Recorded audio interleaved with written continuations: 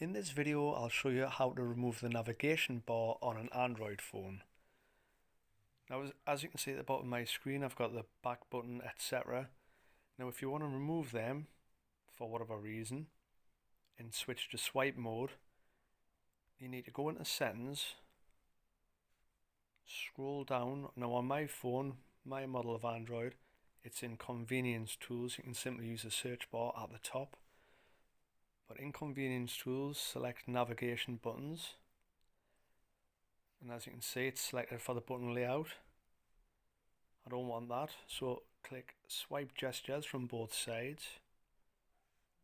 You get a little demonstration on your phone, and if you come back out of your phone and look at the bottom, there you can see the navigation bar has now gone, and that is how you remove the navigation bar on an Android phone.